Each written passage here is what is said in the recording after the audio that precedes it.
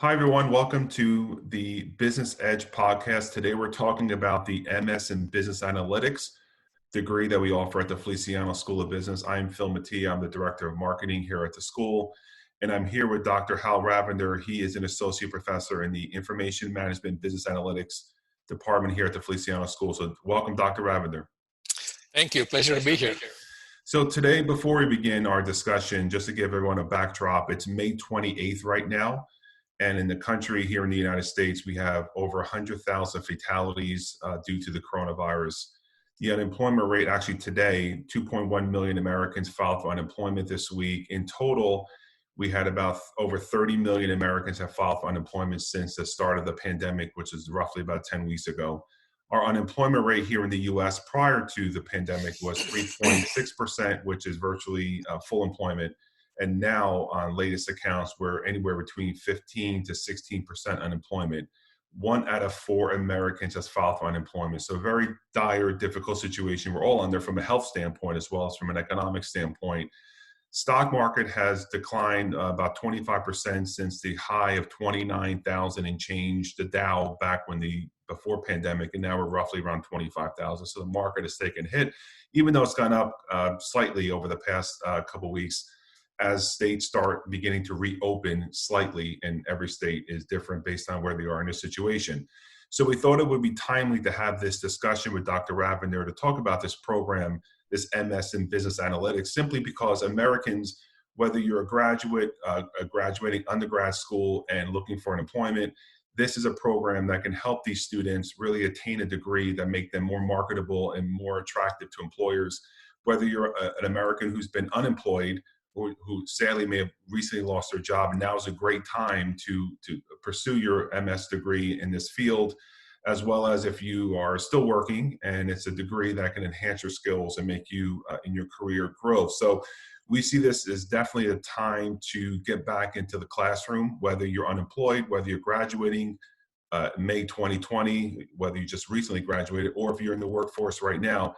It's imperative to enhance your education simply because we are in a different economy, as I mentioned, from where we were 10 weeks ago. So we thought it was timely to have this discussion. So let's get into this and let's have this talk about the MS in Business Analytics. So first off, Dr. Ravinder, how many credits are in this program, in this MS in Business Analytics? Okay, so the program is 30 credits long. 30 credits translates to 10 courses.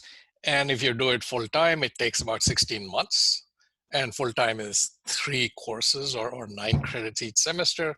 So someone starting in fall 2020, let's say, would finish by the end of fall 2021.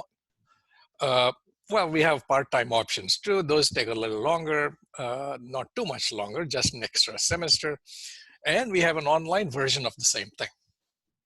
But all are 30 credits.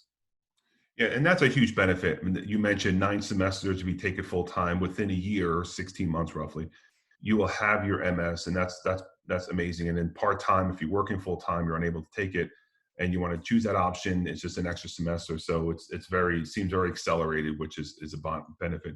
Now, I know there's other MS programs in other schools, the MS in Business Analytics. We're not the only school that offers it.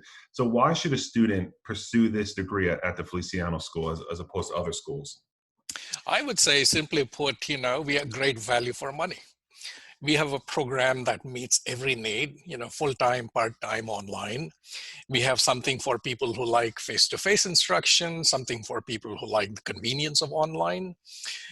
We offer a very lean curriculum, which we think strikes a terrific balance between providing people the right skills, at the same time not making them spend years in the classroom getting these skills. Most importantly, we are in an employer-rich area, just a short distance away from New York City.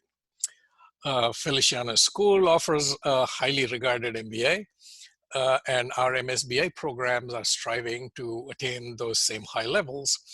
I shouldn't forget our faculty. We have great faculty who have excellent academic credentials and the business experience to deliver a cutting-edge program. Great. So from a prospective student standpoint, they invest the time, energy, and money into this program. They graduate, whether they do it online or in person, full-time or part-time. So what type of professional opportunities can they expect once they attain their degree and they have this credential on their resume? Great. Um, Graduates have ended up in analytics related roles in every functional area: marketing, finance, insurance, consulting, IT consulting. They typically tend to occupy the space between business professionals with no technical or analytical experience and IT professionals who are extremely technical and extremely technology oriented. So graduates can expect to be working with data. I mean, that is their bread and butter, and have a title with the word analytics in it: business analytics, market analytics, sales analytics, and so on. So you touched upon this earlier, but to get granular, what are some of the benefits of this program? What do students learn that will help them in their careers? Um, what they learn will be, they will learn some programming. Programming is the language of analytics today. I mean, it's how you manipulate data and extract data, manipulate data, present results, and so on. They learn statistics. Statistics forms the theoretical foundation of analytics. Database techniques, big data and how to deal with it, data mining, text mining, data visualization, and optimization. So these are all the things they learn, and I mean, we hope that it'll launch them into a high-paying career in big data and analytics. It'll help boost their career, or if they want to change their careers, change their career paths. It'll give them familiarity with powerful analytical techniques that are entering every functional area. I mean, you might be an HR professional, you will still have to deal with analytics. And it makes you a member of a network of dynamic, bright, hardworking professionals. And you mentioned if you're an HR professional, but what if you have an undergrad degree in marketing or in finance or in accounting? Is this program, do you need to have a specific undergrad degree in order to apply to this program? You don't. Short answer is you don't.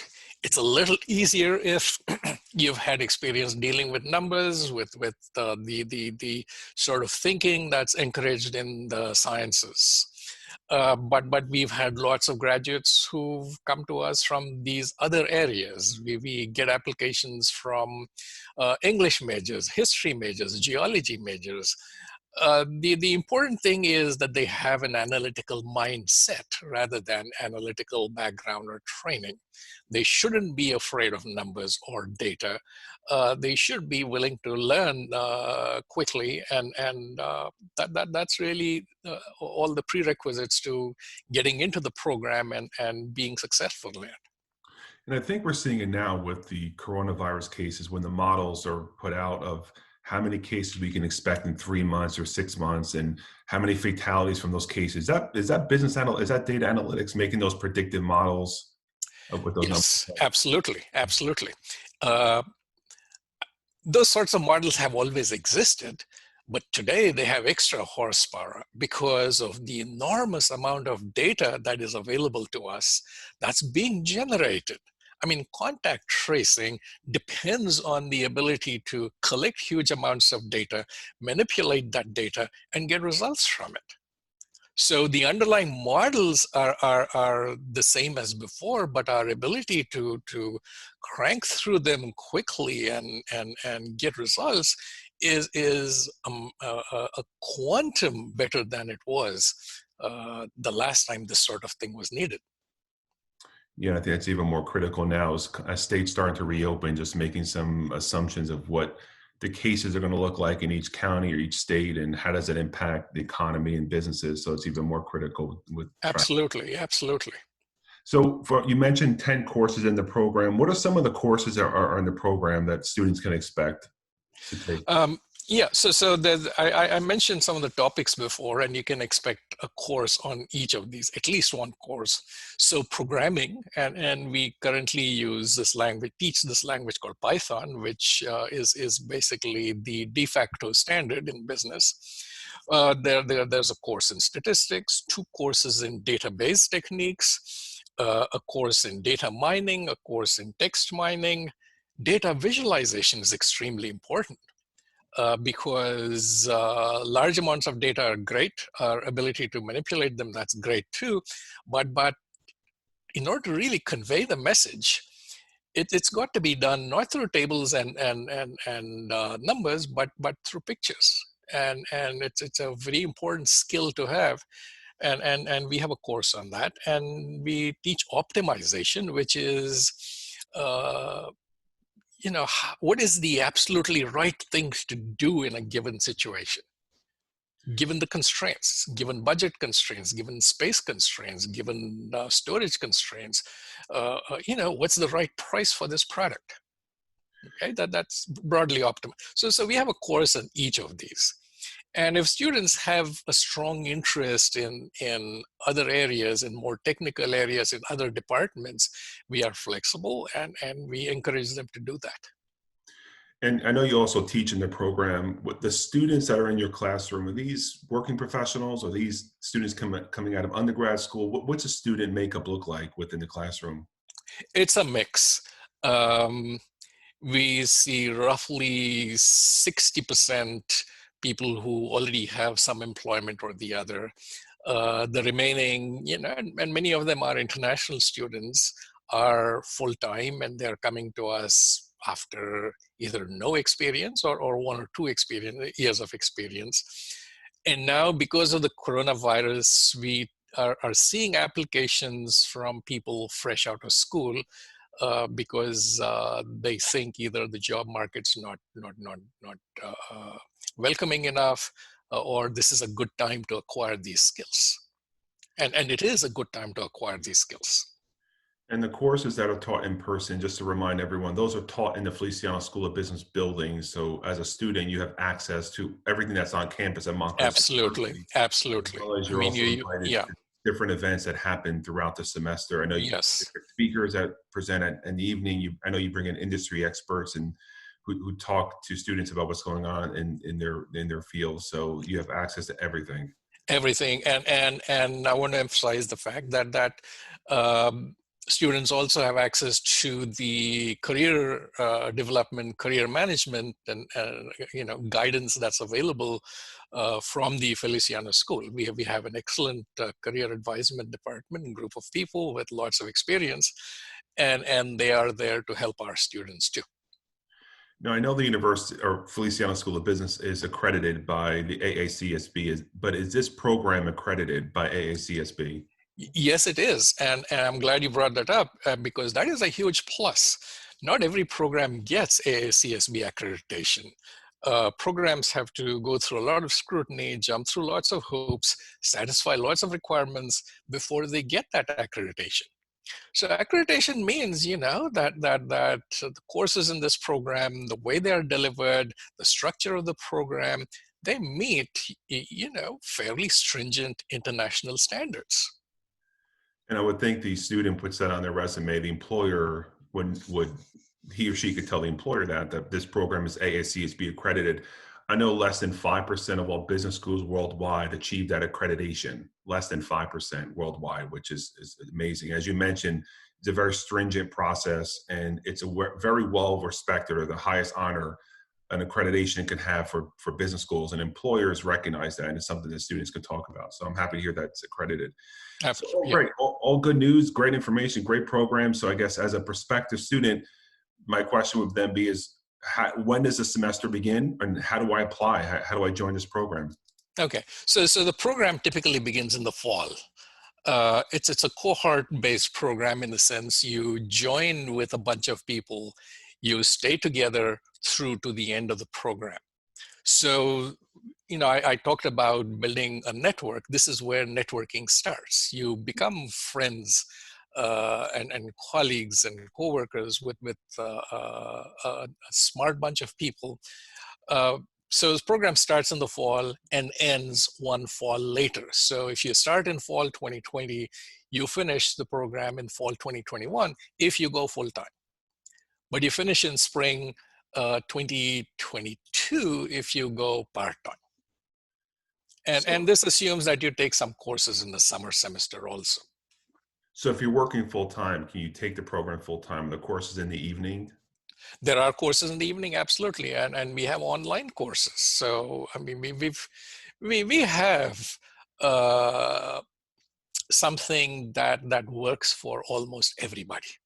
And that's a great thing. The online, as you mentioned, as well as in person. If you're working full time, you can still attain this degree without having to really change around your schedule, and you could do it online or in person. So that's a huge benefit. So how do students apply if they're interested? What do they do next? Well, the best thing is for them to go to the website of Montclair State University's graduate school. So the address is www.montclair.edu/graduate/how to apply. And, And once you get there, they'll walk you through what's needed. And depending on which program you're applying to, we typically require transcripts, at least undergraduate transcripts, at least 2 letters of recommendation, and a personal statement as to why you want to do this program. We don't require GRE or GMAT. But if you're an international student, you'll be required to show either English, the test of English as a foreign language, or the IELTS, to show that you have the minimum proficiency in English that's needed. and what's the cutoff to apply? I mean, today's May 28th, but when the summer, what's the deadline for application for fall 20, whether online or in person? We have no real deadlines, but we encourage people to apply sooner rather than later. That way their application gets full scrutiny. If we need more information from them, we can get back to them. If we need to talk to them face to face, we can do that. But we have accepted applications almost to the end of August. Okay, I mean, we don't encourage people to do that, but certainly, for whatever reason, uh, the application process for you drags on, or if you cannot get your materials together quickly, we are still open. Great. Great. So thank you. Seems like an exciting opportunity. And I want to thank you, Dr. Ravinder. And as well as for those who are listening, please check out our other podcasts on our Business Edge channel, which is the Feliciano School of Business podcast channel. We have about 30 or 40 of podcasts that we record over the past couple months, really focused on the economy and coronavirus impact it's having, solutions like we just talked about now with pursuing an educational experience, or solutions, what's going on in the economy and how to navigate your way through this new economy. So thank you everyone for listening, and thank you, Dr. Ravinder. Thank you, Phil. It was a pleasure.